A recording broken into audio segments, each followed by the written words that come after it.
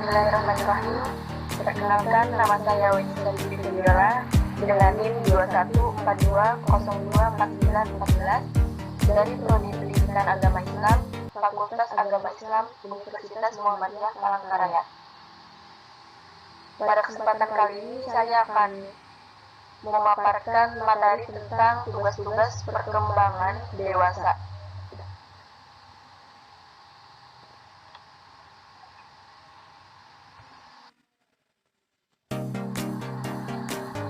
Pengertian masa dewasa dari sisi biologis dapat diartikan sebagai suatu periode dalam kehidupan individu yang ditandai dengan pencapaian kematangan tubuh secara optimal dan kesiapan untuk bereproduksi.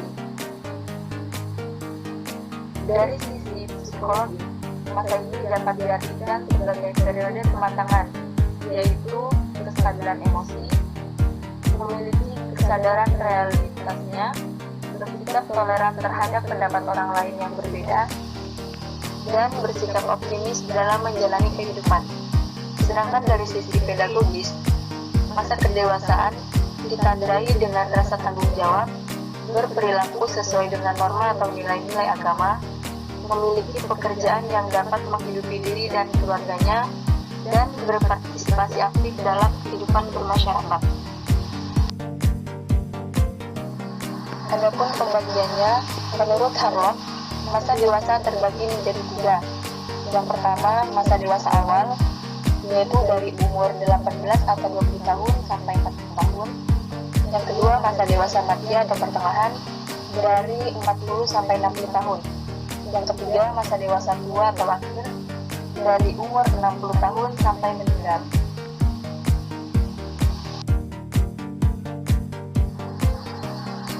Yang pertama yaitu dewasa awal.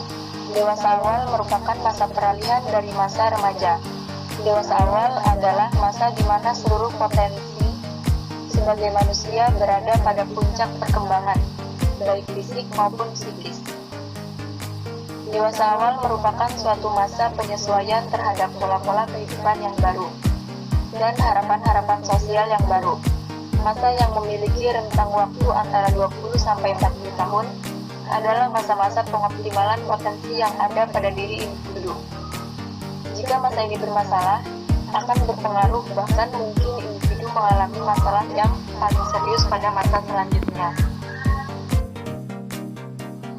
Ciri-ciri perkembangan dewasa awal. Yang pertama, berorientasi pada tugas. Maksud di sini yaitu bukan pada diri atau ego. Minat orang matang berorientasi pada tugas-tugas yang dikerjakannya dan tidak condong pada perasaan-perasaan diri sendiri atau untuk kepentingan pribadi.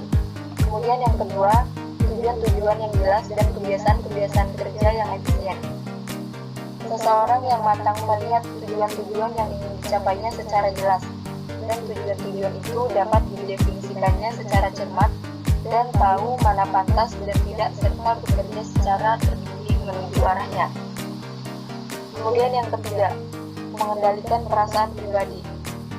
Seorang yang matang dapat menyetir perasaan-perasaan sendiri dan tidak dikuasai oleh perasaan-perasaannya dalam mengerjakan sesuatu atau berhadapan dengan orang lain. Kemudian yang keempat, objektifan. Orang yang matang memiliki sikap objektif, yaitu berusaha mencapai keputusan dalam keadaan yang bersesuaian dengan kenyataan. Kemudian yang kelima, menerima kritik dan saran. Yang keenam, bertanggung jawab terhadap usaha-usaha pribadi. Kemudian yang ketujuh, penyesuaian yang realistis terhadap situasi-situasi yang baru. Jadi orang dewasa memiliki ciri fleksibel dan dapat menempatkan diri dengan kenyataan-kenyataan yang dihadapinya dengan situasi-situasi baru.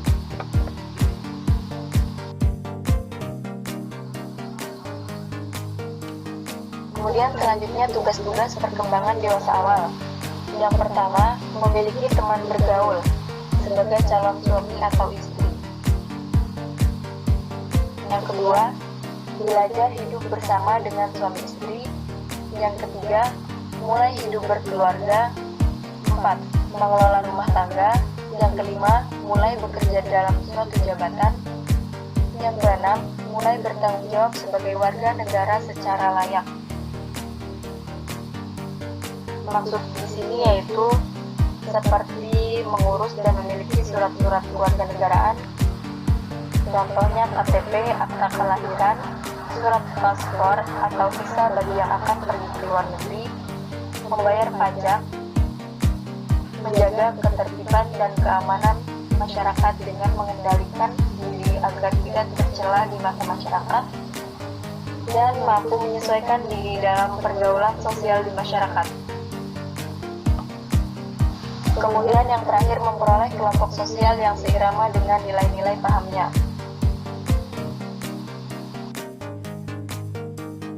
Perkembangan dewasa madya.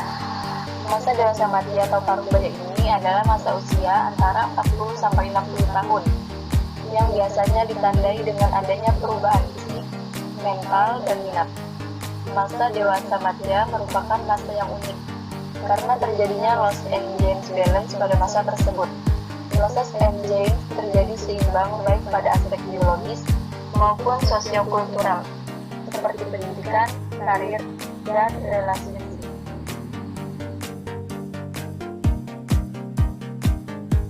Prinsip perkembangan dewasa madya. Yang pertama, metode yang sangat ditakuti. Terdapat kepercayaan tradisional di mana pada masa ini terjadi kerusakan mental, fisik, dan reproduksi yang berhenti serta merasakan bahwa pentingnya masa muda. Yang kedua, masa transisi. Perubahan pada ciri dan perilaku masa dewasa, yaitu perubahan pada ciri jasmani dan perilaku baru. Pada pria terjadi perubahan keperkasaan dan pada wanita terjadi perubahan kesuburan atau menopause. Kemudian masa stres. Penyesuaian secara radikal terhadap peran dan pola hidup yang berubah, terutama karena perubahan fisik, di mana terjadi pengerusakan emosional, fisik, dan psikologis. Pada wanita terjadi pada usia 40-an, yaitu masuk menopause dan anak-anak meninggalkan rumah. Dan pada pria, ini terjadi pada usia 50-an, saat masuk pensiun, disertai berbagai perubahan fisik. Stres traumatik, stres budaya, stres ekonomi, dan stres psikologis. Kemudian usia yang berbahaya. Terjadi kesulitan fisik, di mana usia ini banyak yang bekerja, cemas yang berlebihan, kurang perhatian terhadap kehidupan, di mana hal ini dapat mengganggu hubungan suami istri dan bisa terjadi perceraian. Kemudian usia canggung. Serba canggung karena bukan muda lagi dan bukan juga tua. Kelompok usia madya seolah terdiri di antara generasi pemberontak yang lebih muda dan generasi senior. Kemudian masa yang berprestasi. Sejalan dengan masa produktif, di mana terjadi puncak karir. Menurut Erikson, usia madya merupakan masa kritis, yaitu generativity atau cenderung untuk menghasilkan, versus stagnancy atau cenderung untuk tetap berhenti, dan dominan terjadi hingga menjadi sukses atau sebaliknya. Kemudian masa evaluasi. Terutama terjadi evaluasi diri jika berada pada puncak evaluasi, maka terjadi evaluasi prestasi. Kemudian masa sepi. Masa sepi terjadi jika anak-anak tidak lagi tinggal dengan orang tua. Lebih terasa traumatik bagi wanita, khususnya wanita yang selama ini mengurus pekerjaan rumah tangga dan kurang mengembangkan minat saat itu. Kemudian yang terakhir, masa jenuh. Pada pria, jenuh dengan kegiatan rutin dan kehidupan keluarga dengan sedikit hiburan. Pada wanita, jenuh dengan urusan rumah tangga dan membesarkan anak. Kemudian tugas-tugas perkembangan pada masa dewasa madya. Yang pertama, mencapai tanggung jawab sosial dan dewasa sebagai warga negara. Yang kedua, membantu anak-anak remaja belajar untuk menjadi orang dewasa yang bertanggung jawab dan bahagia.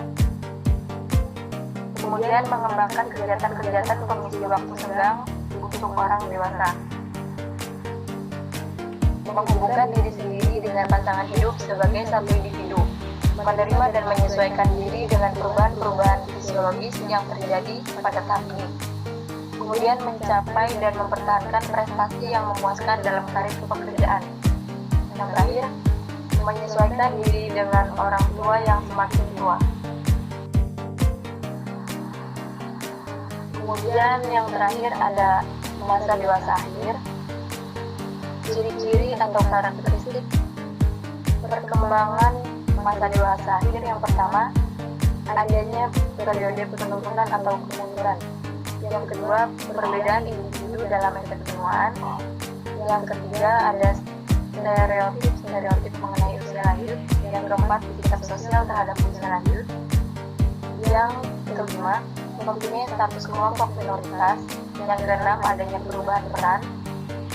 Yang ketujuh, penyesuaian diri yang buruk. Yang terakhir, adanya keinginan untuk menjadi muda kembali. Adapun tugas-tugas perkembangannya, yaitu menyesuaikan diri terhadap perubahan fisik, menyesuaikan diri dengan masa pensiun dan berkurangnya penghasilan keluarga, menyesuaikan diri dengan kematian pasangan hidup, menjalin hubungan dengan orang-orang di sekitarnya, membentuk pengaturan kehidupan fisik yang memuaskan, dan menyesuaikan diri dengan peran sosial secara luas dan harmonis. Sekian dan terima kasih. Assalamualaikum warahmatullahi wabarakatuh.